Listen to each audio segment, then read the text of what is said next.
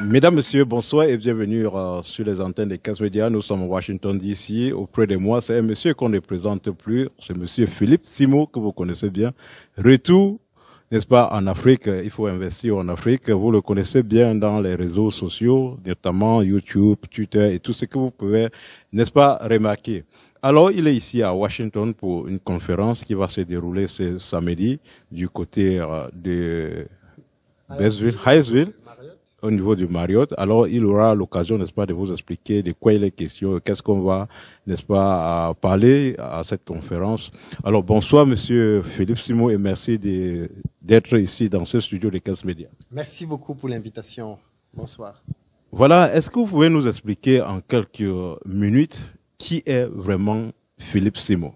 Alors, Philippe Simo, c'est un entrepreneur camerounais qui entreprend dans plusieurs pays, en France, au Cameroun, en Côte d'Ivoire, dans plusieurs secteurs, et qui est passionné d'Afrique.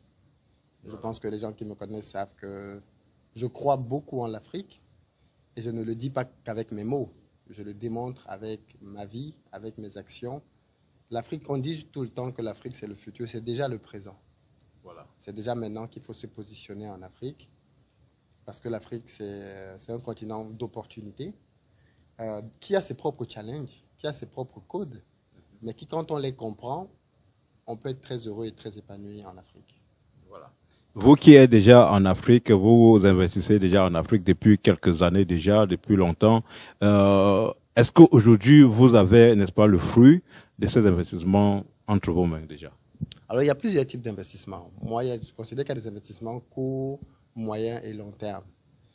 Et quand on est dans les investissements long terme, par exemple comme l'immobilier, on n'attend pas à avoir un retour sur investissement tout de suite. Mais même ici aux États-Unis, quand quelqu'un construit un mall, celui qui a construit le mall, vous pensez qu'il récupère son argent en combien d'années? C'est des dizaines d'années. Il ne récupère même pas. Ce sont ses enfants. Vous avez tout compris. Donc, il y a des investissements très long terme, il y a des investissements court terme. Par exemple, je fais de la location de voiture. Quand je loue une voiture, on me paye daily. Le jour que tu payes, le jour que tu prends la voiture, tu payes avant de prendre la voiture. Donc moi, ce que je suis parvenu à faire, c'est diversifier mon portefeuille d'investissement pour avoir des business qui me donnent de l'argent en daily basic, tous les jours, d'autres qui donnent par semaine, d'autres qui donnent par mois, d'autres qui donnent un peu plus souvent. Et je pense que c'est la bonne stratégie. Voilà. Il faut multiplier ces sources de revenus pour pouvoir avoir de l'argent à plusieurs moments par plusieurs canaux différents. Et aujourd'hui, quand vous regardez, vous êtes ici aux États-Unis, quand vous regardez les jeunes américains, notamment les ressortissants africains qui sont ici aux États-Unis, est-ce que vous pensez qu'ils retournent vraiment en Afrique? Non, pas beaucoup. Parce que je pense que beaucoup d'entre eux sont dans le piège du confort. Parce que, il faut le dire, l'Occident a beaucoup de confort. Et l'Occident aussi a des opportunités pour gagner de l'argent rapidement quand on travaille bien. Les États-Unis, c'est un pays où je pense que si quelqu'un est sérieux et qui veut gagner beaucoup d'argent, on peut gagner beaucoup d'argent aux États-Unis. Ouais. Mais comme je dis toujours, ce n'est pas des pays pour vieillir et mourir. Ouais. C'est des pays pour faire de l'argent. Mais la plupart des gens que je connais ici dans la diaspora ne se voient pas vieillir et mourir aux États-Unis, même s'il y a beaucoup d'argent ici. Est-ce qu'en France, il y a une différence? C'est la même mentalité. En France, on gagne moins d'argent parce que, ça c'est un bon point, la diaspora française est une diaspora en grande majorité salariale. Aux États-Unis, la diaspora, comme elle est dans un pays de business, il y a beaucoup plus de diaspora qui font du business ici aussi, parce qu'ils sont dans un pays de business. Mais globalement, le mindset est quand même le même à la fin de la journée. Même ceux qui sont salariés en Europe ne veulent pas vieillir et mourir en France, ou en Allemagne, ou en Angleterre. Tout comme ici aux États-Unis. Même ceux qui gagnent... Pas. Non, ils n'investissent pas, comme ici. Et ils sont surpris à la retraite. C'est ça. Ils n'investissent pas. Et moi, j'ai des oncles, quand je suis arrivé en France, il y a 15 ans, qui me disaient, mon fils, on va rentrer au pays bientôt. J'ai fait 14-15 ans en France. Je suis rentré en Afrique. Je les ai laissés en France. Mais est-ce que, en tant qu'un Africain, vous avez vécu en France, vous connaissez bien les réalités de l'Occident en général, mais vous pensez que qu'est-ce qui empêche ces gens de rentrer? Oh, il y a plusieurs choses. Déjà, je pense qu'il y a le manque de préparation. Parce que, comme je dis, un retour au pays se prépare. Si on vous prend maintenant, on vous jette au pays, vous allez faire quoi? Vous allez aller louer un appartement quelque part, vous allez commencer à chercher, bon, moi je viens des États-Unis, je ne peux pas aller postuler pour faire le travail, donc il faut que j'ai mon entreprise. Vous allez maintenant commencer à essayer de chercher une entreprise, commencer à chercher des clients, mais vous ne connaissez pas les codes. Ça fait 10 ans, 15 ans, 20 ans que vous êtes parti. Le pays a changé. Les mentalités ont changé. C'est pour ça que je dis aux gens que c'est maintenant que tu dois préparer ton retour. Tu dois repartir vers le pays. Par exemple, si tu dis que tu vas rentrer là-bas pour ta retraite, assure-toi que tu vas avoir ton appartement ou ton terrain que tu as acheté et tu as construit. Tu ne dois pas louer. Non, tu ne rentres pas pour louer. C'est nonsense. Tu ne peux pas rentrer en Afrique pour louer alors que tu as vécu à l'étranger. Soit tu achètes un appartement, tu sais comment on achète les condos. Tu achètes un appartement ou alors tu construis. Mais il faut comprendre que le moment où les gens tombent dans la pauvreté, c'est au moment de la retraite. Ouais. Parce que quand tu arrives à la retraite, tu n'as plus l'énergie pour aller travailler dur et tes sources de revenus diminuent drastiquement. Ouais. À ce moment-là, si tu n'as pas déjà un endroit où tu habites sans payer de loyer, ça va devenir très compliqué. Parce qu'il faut que tu payes le loyer et il faut que tu puisses maintenant vivre. Or, les revenus ont diminué. Ouais. Voilà pourquoi c'est très important pendant ta carrière de pouvoir investir pour pouvoir sécuriser ton logement. Bon, dans l'investissement, parce que notamment, j'ai un peu l'expérience aussi parce que j'aime l'Afrique, j'aime ce que vous faites déjà, mais beaucoup de jeunes ici ne comprennent pas. Notamment, même tout à l'heure, vous avez parlé à des jeunes, mais je ne crois pas qu'ils vous comprennent bien parce que ils ont leur mindset. Ils disent que le gouvernement là-bas, les gens sont bizarres. Quand on vient avec un projet qui va bénéficier, n'est-ce pas, à la communauté ou bien même au gouvernement même, ils mettent les bâtons dans les roues. Mais juste cet obstacle-là, ça les empêche, n'est-ce pas, de rentrer. Pourtant, d'autres s'en sortent avec ce même obstacle. Qu'est-ce que vous pouvez les conseiller? C'est un faux obstacle. Moi, je leur pose une question. Les Chinois, les Indiens, les Libanais qui viennent là-bas font comment? Il n'y a pas le même gouvernement. Comment les Chinois... Moi, je considère que c'est une honte. Comment un Chinois, un Libanais, un Indien parvient à venir dans ton pays, comprend les codes de ton pays, parvient à investir là-bas et toi, tu dis que tu ne peux pas? Je vous coupe. Dernièrement, j'étais au Cameroun, par exemple. J'étais à Tinga.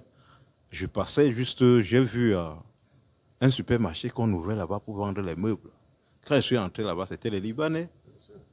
Et c'était plein. Les gens étaient en train de visiter. Pourquoi les Africains ne peuvent pas faire cela? C'est le mindset.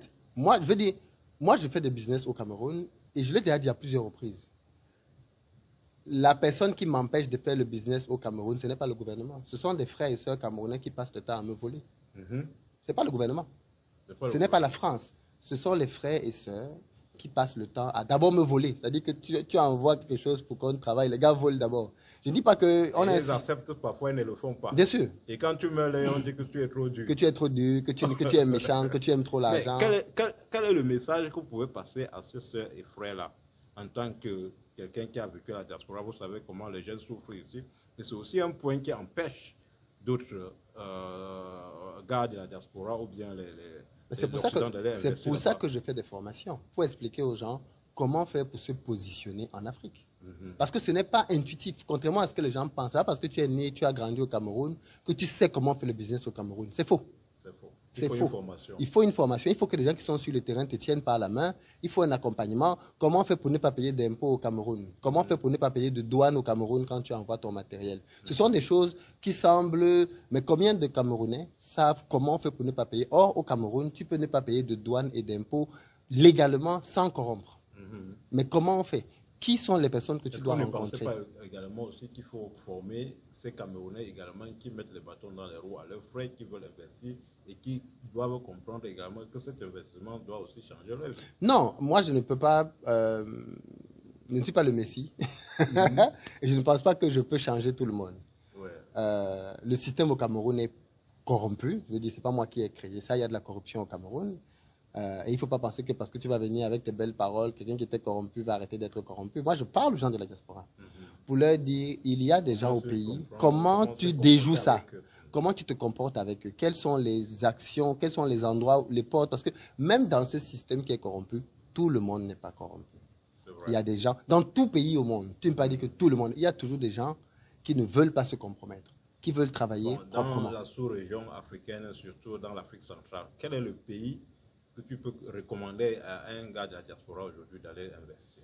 Je pense que tous les pays sont recommandables. Alors, il y a des pays qui ont plus d'opportunités comme le Cameroun, le Gabon, mais tous les pays sont recommandables. Maintenant, attention, je dis toujours aussi que ce n'est pas tous les business que tu dois faire partout. Parce que même moi qui suis camerounais, je suis allé investir en Côte d'Ivoire. Et les business que je fais en Côte d'Ivoire, je ne les fais pas au Cameroun. Moi, je fais par exemple, j'ai une société de location de voitures en Côte d'Ivoire. J'ai investi pour acheter plusieurs SUV. Je ne l'ai pas fait au Cameroun. Parce que le niveau des routes en Côte d'Ivoire n'a rien à voir avec le niveau des routes au Cameroun. Ça, parce qu'on est tous en Afrique. Un message au gouvernement camerounais. Bien sûr, de pouvoir faire les routes. Il faut faire les routes. C'est dans les engagements du gouvernement de construire les infrastructures. Il faut faire les routes. Il faut avoir une qualité d'Internet copieuse. Il faut connaître de l'énergie électrique en permanence. Mais il y avait un type de... Je crois qu'il y avait une information là, qu'il y avait un type d'Internet qui est sorti, qui devrait être hyper rapide. Et on a refusé au niveau du Cameroun. Starlink. Starlink. Oui, le gouvernement a refusé Starlink. Bon, le gouvernement camerounais n'est pas le seul qui a refusé Starlink. Mais oui, aujourd'hui, Starlink n'est pas autorisé au Cameroun. Peut-être que ça va changer bientôt. Comment alors on va travailler? Un Américain qui va aller même passer son temps au Cameroun et qui va peut-être rester même là, comme les gars de Haïti qui font des travaux remote. Il y a des gens qui pourraient travailler en Afrique. Quand on refuse déjà des choses comme ça n'encourage pas. Parce que même au Cameroun, quand tu arrives, parfois tu souscris un forfait peut-être à Orange ou à MTN pour ne pas faire la publicité. C'est pour ça que mais après une minute, on te dit que... Mais c'est pour ça que le Cameroun paie beaucoup d'investissements. Il faut bien comprendre que ces décisions du gouvernement font fuir des investisseurs. C'est ce qui est paradoxal d'ailleurs d'un pays comme le Cameroun, c'est qu'on a d'un côté le gouvernement qui dit qu'il faut venir investir au Cameroun, que le Cameroun c'est une terre d'opportunité. Et dans le même temps...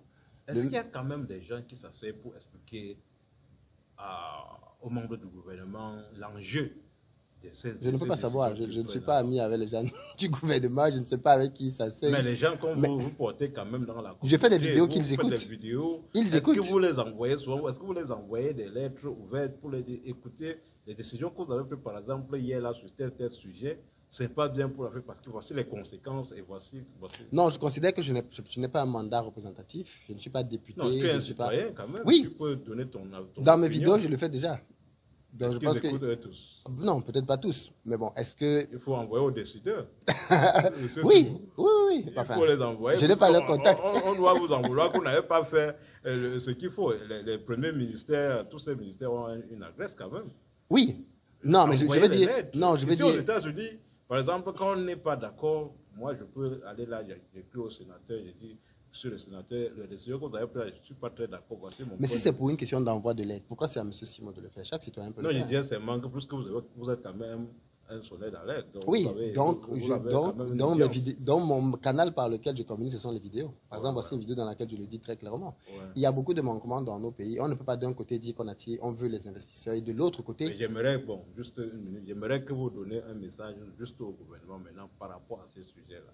Lequel? Pour tous les investissements qui... Non, mais c'est ce que je suis en train de dire, c'est que je pense que le gouvernement camerounais, comme plusieurs gouvernements en Afrique, doit être cohérent. Il faut être cohérent. On n'attire pas les investisseurs juste avec la bouche. Ce n'est pas juste parce que tu dis venez qu'ils vont venir. Les investisseurs, ce n'est pas des enfants. Ce sont des gens qui ont des équipes professionnelles qui analysent les données. Quand on dit qu'on veut attirer des investisseurs, il faut mettre sur pied une batterie d'éléments qui donnent aux investisseurs envie de venir. Il faut qu'on ait un système de justice équitable et performant. Ça veut dire que si je porte plainte à quelqu'un, je n'ai pas besoin de corrompre pour gagner. Si je porte plainte à quelqu'un, le procès ne doit pas durer 10 ans. Si je porte plainte à quelqu'un, c'est celui qui a raison qui doit gagner d'après la loi. Il faut qu'on ait dans ce pays-là des infrastructures. Si je veux aller faire, par exemple, une compagnie dans la tech, il faut que je puisse avoir Internet disponible H24 avec un bon débit. Si je veux aller faire de l'agriculture, par exemple, il faut que je puisse avoir des routes pour sortir mes produits agricoles. Si je veux aller faire de l'industrie, il faut que je puisse avoir de l'énergie pour pouvoir transformer des matières premières localement. Donc, et toute cette partie-là, ce sont les responsabilités du gouvernement. Donc, si le gouvernement dit qu'il veut attirer des investisseurs, il faut qu'il travaille sur les éléments qui vont donner envie aux investisseurs de venir. Mais de l'autre côté, j'ai aussi envie de dire aux investisseurs, il ne faut pas vous appuyer sur ce genre de vidéos de ma part pour dire, comme Philippe Simon a dit ça, on ne peut pas aller investir. Non, ça, si vous raisonnez comme ça, c'est que vous n'avez pas l'âme d'un investisseur. L'âme d'un investisseur, c'est rien ne m'arrête. Comprenez que les Chinois quittent la Chine, ils viennent en Afrique, ils ne parlent pas la langue, ils n'ont pas la couleur de peau et ils font des milliards au Cameroun. Des Libanais font la même chose, des Indiens font la même chose. Pourquoi, quand c'est la diaspora, on ne se limite qu'à l'aspect politique?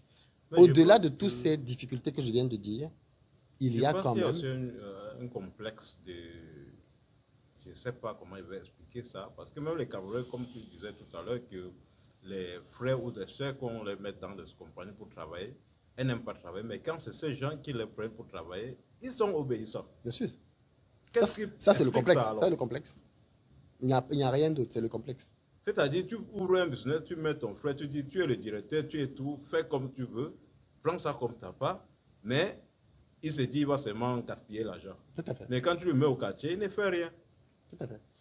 Comme c'est ce qu'on appelle chez nous, ils scient la branche sur laquelle ils sont eux-mêmes assis. Ouais.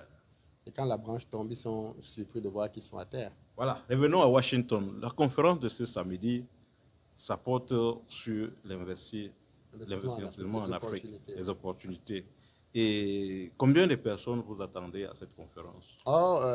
150. 150? Ouais. Vous êtes quand même à Maryland, vous devez avoir au moins 500. Petit à petit. Je pense qu'il faut y aller petit à petit. C'est une première ou c'est une deuxième? C'est ma deuxième fois au Maryland. Avant, je faisais à New York. À New York.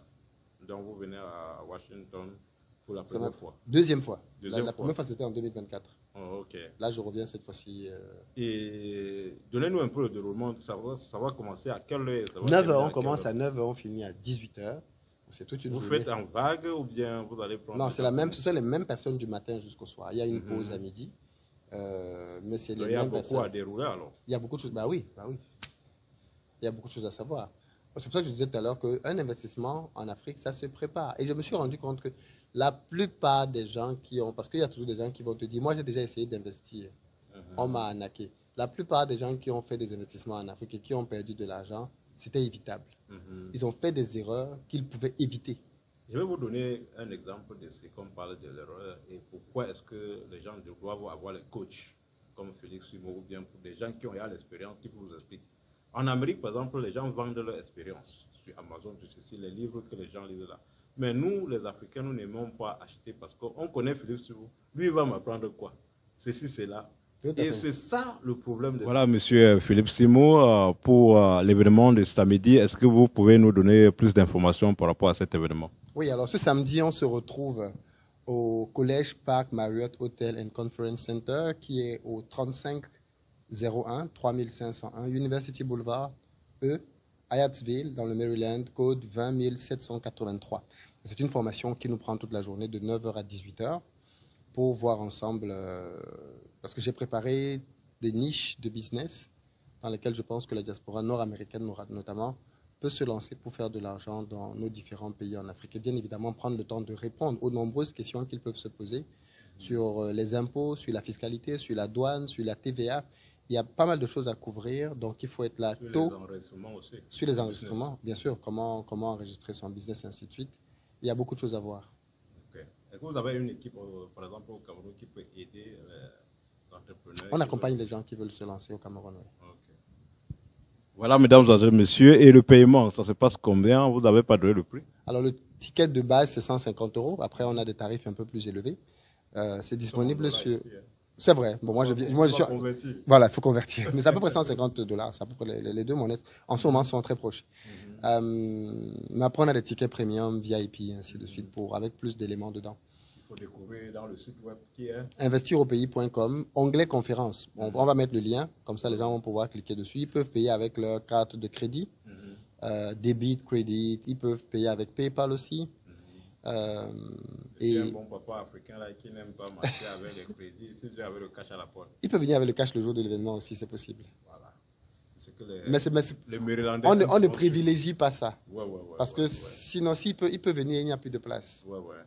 Ok. Vous avez parlé de combien de places? 150 à peu près. 150 places.